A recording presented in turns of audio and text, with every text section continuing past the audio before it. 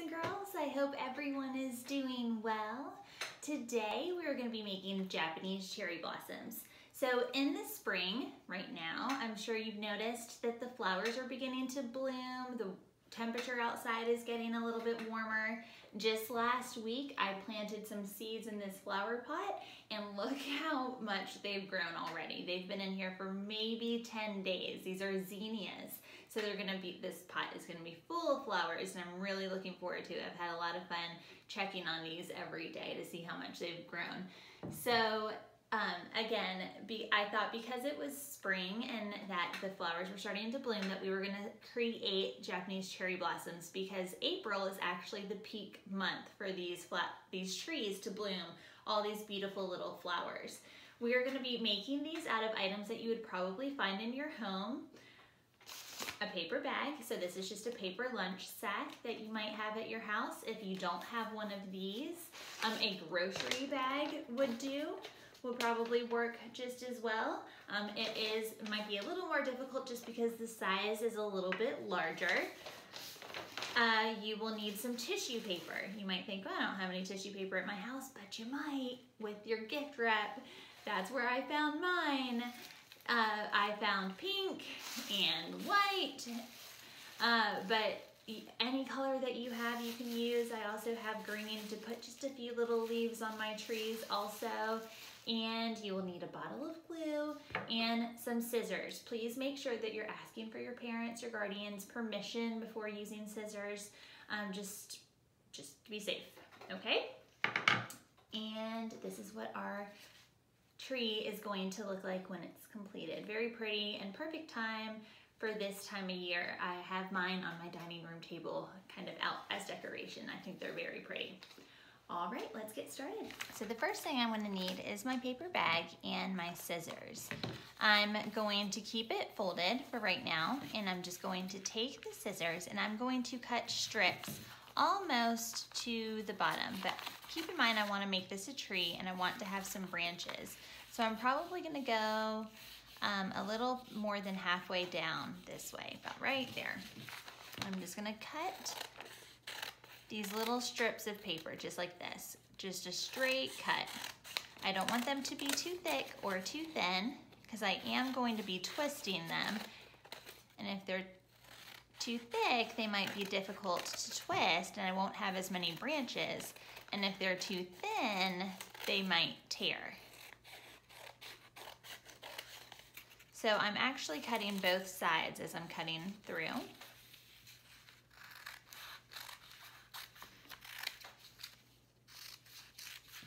Just like that. So I've cut these strips close to the bottom of the bag, but not all the way because I am going to be making it into the tree trunk. So now that I've done that, I'm going to very carefully open up the bag, kind of reach down inside, so now it'll stand up. Once I've done that, I'm going to carefully again squeeze it. Kind of squeeze it, and you are kind of crumbling it as you're doing this. I do want the bottom of the bag to stay flat so that it stands up. So I'm kind of squeezing it like this, and then I'm going to hold it and twist it. So I'm actually twisting the paper to create the tree trunk. And as I'm doing this, I'm kind of twisting it with one hand and making sure that it stays flat on the bottom. I'm being very careful while I'm doing this. I do not want to tear the paper, but I am kind of crumbling and twisting the paper.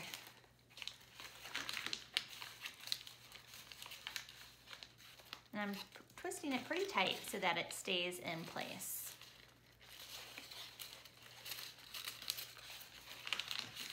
Okay, so once you've got your tree trunk kind of where it's standing up and you see these little paper strips are sticking out in every direction now I'm going to begin to twist these also.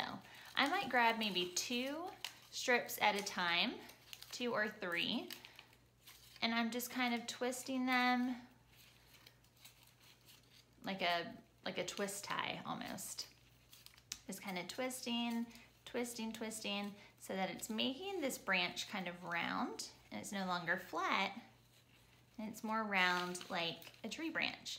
So I've got one done, and I'm just gonna do the same thing. See here, I've got two. I'm gonna go ahead and twist those together also.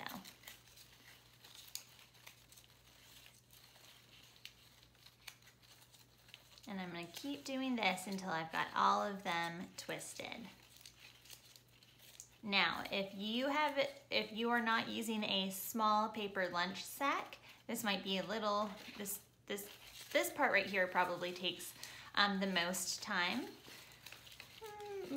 But if you're using a larger shopping bag, it will probably take you a little bit longer because the tree itself is going to be larger because the bag is larger. So I'm twisting each branch just like this. There we are. So now that I have all of the branches twisted on my tree, I took the tissue paper and I folded it a few times so that I didn't have to make so many cuts, so that I would cut these little rectangles out of the tissue paper. You probably want them about the size of your thumb.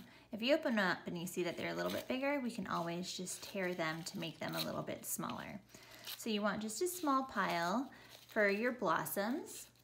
And then I cut a few little green pieces of tissue paper for the leaves. If you don't have green tissue paper, then you do not need to worry about that either. And I also have a little scrap piece of paper. We're actually going to be using this for the glue because I found this is a lot easier to put just a little, probably about a dime size, let me see, amount of glue on the scrap piece of paper so that I just can dip it to glue it down. So kind of if you've been in my class before, you might be familiar with the art or the glue sponges that we use. I actually have one here that we dip our paper in to glue items down, and it works a lot easier sometimes than having to squeeze it out of the bottles. So here I just take a piece of paper and I crumble it up. So it's like a little round blossom. I just dip it in the glue, tap, tap, and I just hold it down on one of the branches. And you want each branch to have about maybe 3 or 4 blossoms on them. What you can do is you can crumble up a bunch of little pieces and kind of put them in a pile like I've done here. Or you can kind of crumble one and glue it. It's up to you. Whatever you like to do. Oops, that one fell off. And you will get a little sticky and start to get some of the tissue sticking to you, and that's okay. We can wash our hands when we are finished.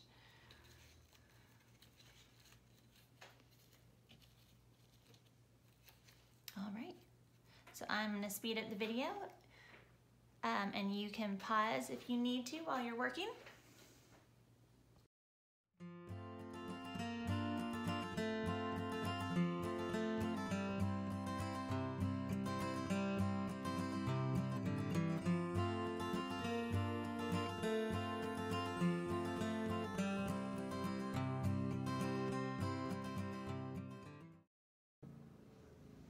So what I'm doing for the leaves now is I'm just taking the edge of like the corners of the, and kind of just pinching them and twisting them a little bit. So I'm not completely crumbling them so they look like blooms. I'm actually leaving part of it flat and just kind of pinching a little sticky side on next to one of the blooms. But again, this part is optional if you don't have green paper, or if you just don't want to add leaves to your blossom tree, then that is fine too.